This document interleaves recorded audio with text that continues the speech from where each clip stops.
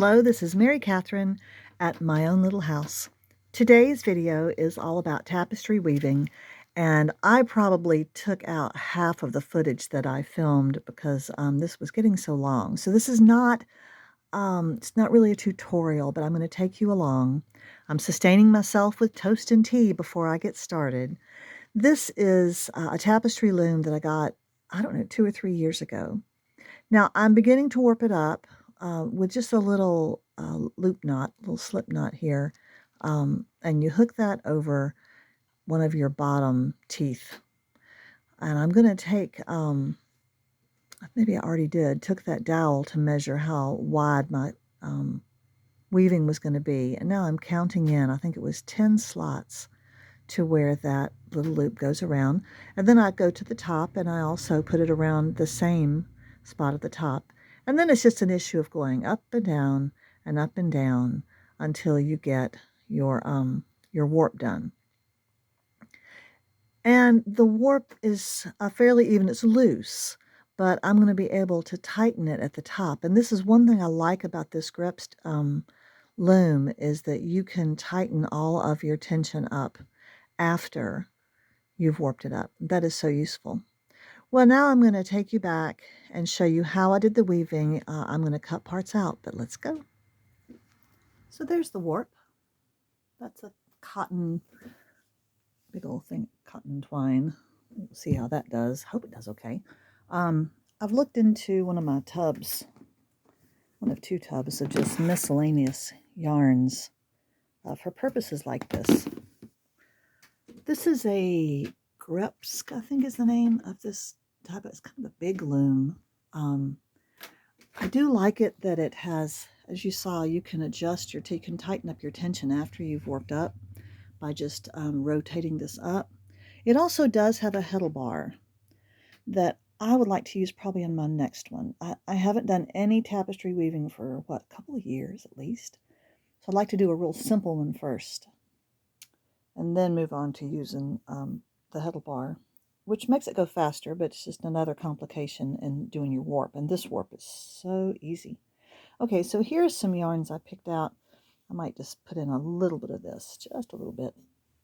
I'm going to put in a nice straight piece of firm paper on the bottom to make sure I have a good bottom down there. I want to have enough string for tying on some seashells maybe. We'll see how the bottom goes. And then I'm going to start out with something, just a plain weave at the bottom to secure the base well. I might do this.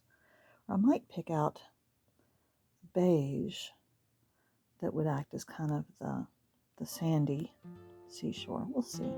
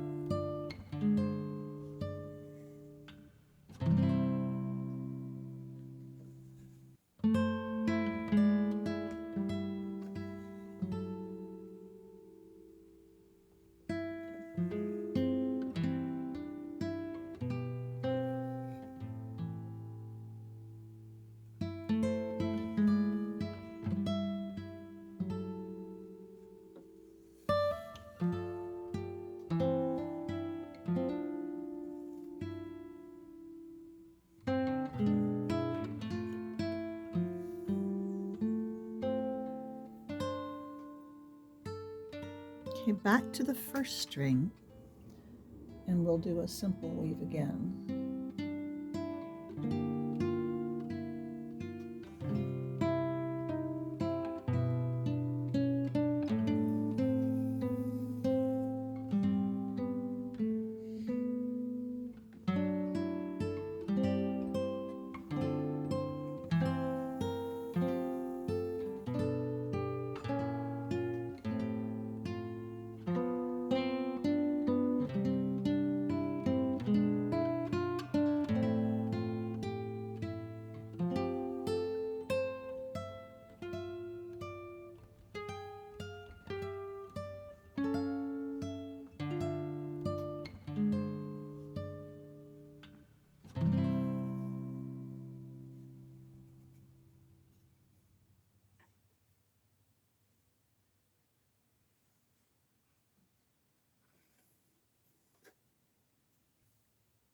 So this little beginning stitch is called a twining stitch, and I've just reminded myself from a YouTube video that I'm watching from the Spruce and Linen channel of what this stitch, how you do it. It really binds everything well down here and keeps your warp from slipping around. But you do need 2 needles to do it, apparently. But it didn't take much time, and I'm just going to do just those. I really don't remember much about the specific stitches on tapestry weaving because it's been so long. So that's why I really wanted to refresh my memory on how to do this and wanted to make something pretty. So we're going to work on these blues, and I'm going to remind myself of, you know, the different stitches, the rya loops and different things like that. Probably not going to use any roving on this, just going to use yarn. After I got done with the little beige stuff that's just now it's hidden under there, I decided to do 2 colors of rya loops. So I did this yarn, which is one of those yarns that has a lot of little loops in it. It's very soft. And then this lighter one is kind of a chenille yarn. Now, then on top of that, I just did a back and forth of plain weave with the darker, which is also called tabby. And now I'm doing a back and forth of plain weave with the chenille. And then when I get done with that, I will, maybe I'll do some more rya loops so I can remind you and me both of how they work. They're very easy and very fun. I think everything to do with tapestry weaving is pretty fun and easy. Now, this is not a tapestry weaving needle. You guys probably have this. It's probably 2 inches long, has a really big eye. It's good for a lot of different things. It's not ideal for this. And I didn't get a tapestry needle, a weaving needle, with this loom, but I've just ordered some online because I think they would be good to have. They're, 7 or 8 inches long and would go at least half of the distance of this. Okay, so let me see. Let's do some rya loops in this light blue. All right. So all you're going to do, and you don't have to cut off your length, which is kind of nice. You don't have to guess how much you need. So I'm going to just tie a little knot in this, and all the loose ends will later get woven into the back of the tapestry, as you know. So there's a little knot. That's enough. And then now I'm going to take the yarn, pass it under the warp thread, pass part of it through there, and then just pull it tight. And I want to make sure I don't cover up the ones underneath. These are just super, super easy. Now you can do rya loops and then cut them all afterward and end up with a fringe. I just wanted something to cover up my twining stitch and also these warp strings underneath because I have a plan for them. I would like to hang a little seashell along a thread of seashell into each one of these warp strings that hang down. And I think that would really add to the maritime feel of this very blue and green piece. See how they're mounding up like that? I really like that. I hope my hand's not too much in the way and that you can see what's going on here. That's always good to do this. Keep everything. But I've probably been at this for 45 minutes, and I've gotten this far, and that's how far I have to go, way up there. So it is time consuming, and that's why and I think I'm probably too cheap, but I'll charge at least $30 for this because it takes a lot of time to make something like this, not to mention the creativity that goes behind it. The next stitch I want to do is a sumac stitch, and I'm going to use some thin yarn, but I have doubled it over like 3 times to get something a little chunkier, as you see, and doubled it over again so that I have this loop on the end. And I'm going to put this loop under the left 2 warp strings like that and pass. And make sure you pass it through the middle here.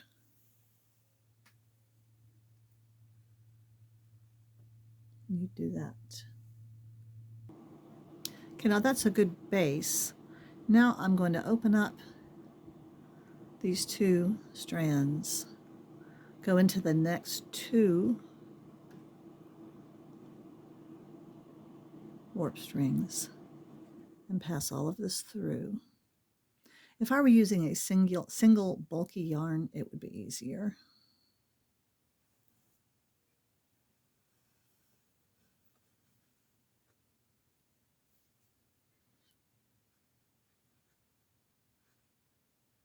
I do like that color though. We're going to keep doing that all the way across. You open them up,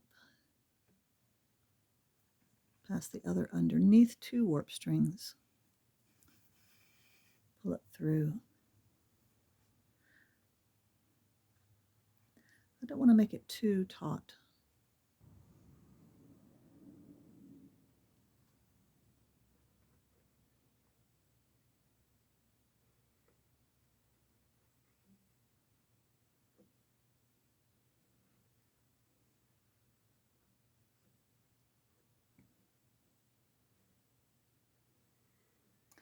It can be helpful to hold these loops like this with your fingers when you have multiple lengths of yarn so you don't get everything really messed up and confused. I think it's worth it to do this because I'm loving the black streaking that comes from this yarn and just the variegated color that's going on.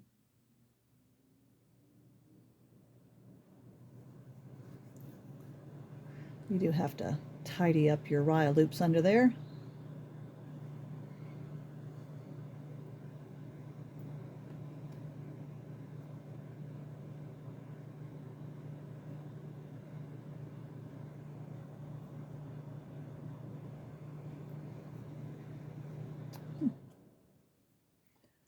It can be a mess.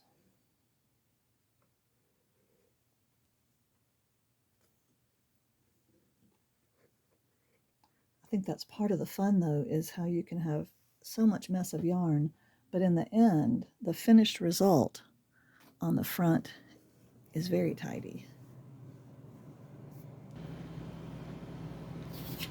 Okay.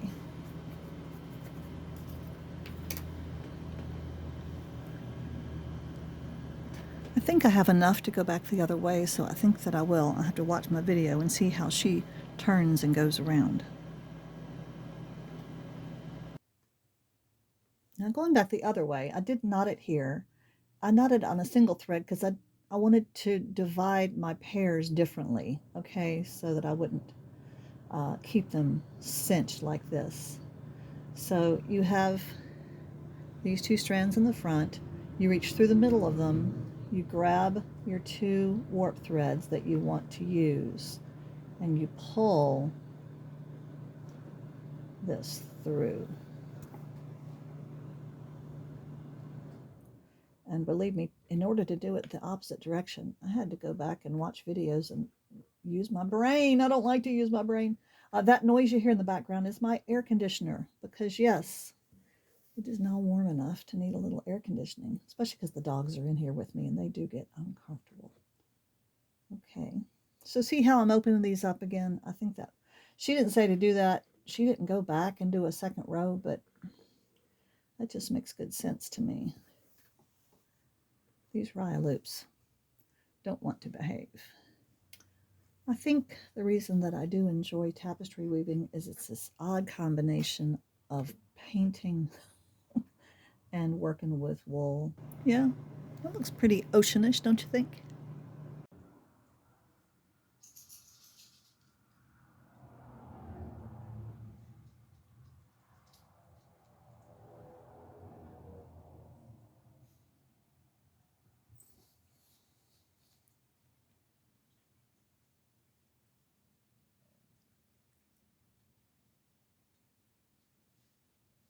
You protecting little Lucy Lump from Mama. Ooh. Wake up, Lucy Lump.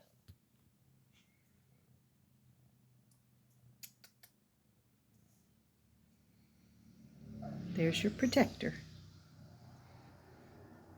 We call her Lucy Lump because sometimes she's just a lump underneath the blanket and you don't know what she is. You're so cute. I did do plain weave with the rest, kind of the long tail of that, but I decided to do it in a slope. So I came back to this point and went back, and came to this point and went back, and then I've come to this point. And so then afterward, I'm going to put a sumac stitch here to kind of tie that down, and I want to have different sloping waves going up this piece.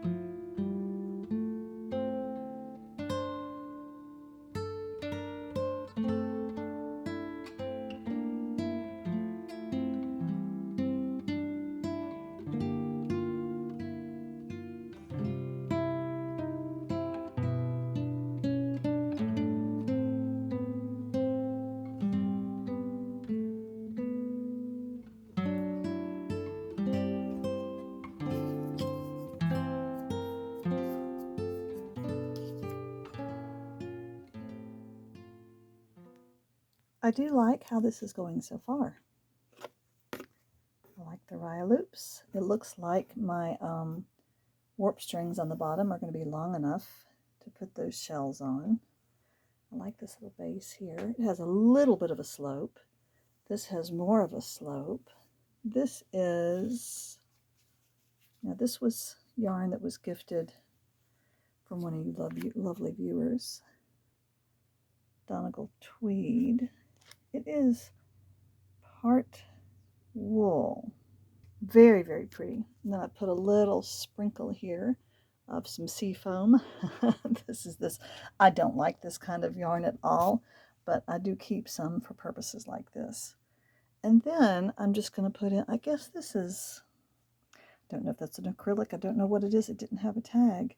But I thought maybe it'd be a little boring, but I think it's going to look good. And I'll go ahead and do it in the next high slope coming down like this.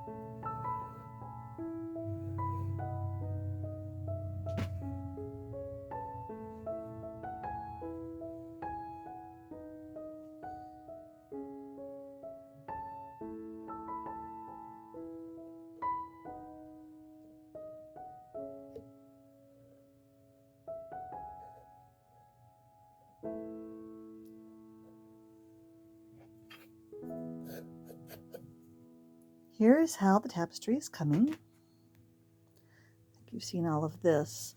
I brought a little bit of this kind of chenille stuff here back in here just for a second. I continued the silver, added a band of green into the ocean. These are supposed to be, kind of layers of ocean into the distance. Here's the farthest layer, and then this is kind of the line of sunset, the horizon line, so to speak. And now I'm doing the sky. And I decided on this yarn. Now, this is just classic yarn that I have in my stash. It's all, well, I'll show you. I have 2 bins of just random yarn, and always not very much of it, and often unlabeled. And this is kind of a fluffy baby chenille yarn. Here's one bin. A lot of the blues came out of this. You can see how much of this fluffy kind of stuff I have. Some of it's labeled, a lot of it is not. But I find unusual yarns like this to be really good in weaving, and I try to keep some. There's some more of that silver for this purpose. Although I don't weave often, so I don't know. And here's an even bigger bin. This is one of those. I think I got this at Walmart. You can zip it up so it keeps things out of it, like cats. Boy, there's some fluffy white. That's big. Lots of different colors. Now, this is some. Did somebody give me this? I think so. I don't think I got that at the thrift store.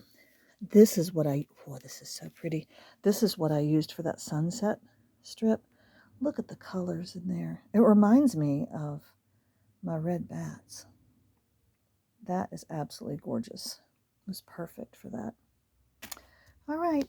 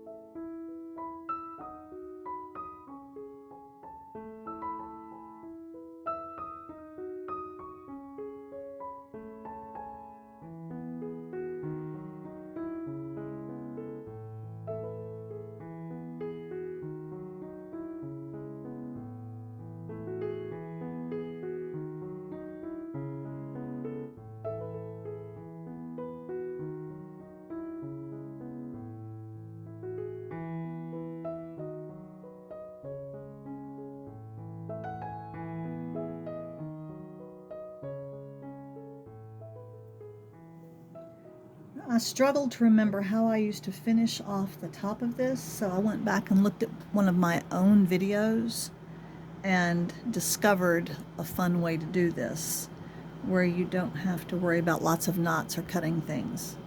So thankfully I have pairs of loops on the top, and you're going to lay one loop on top of another loop like that. Open it up like that. Then you're going to fold it over once, and then fold it over again. And then you take your little rod and stick it through there. Let me do it one more time. I don't remember where I learned this from, but I think on the other video, if I remember, I'll link to it here. I must have mentioned who I got this technique from. I just don't remember.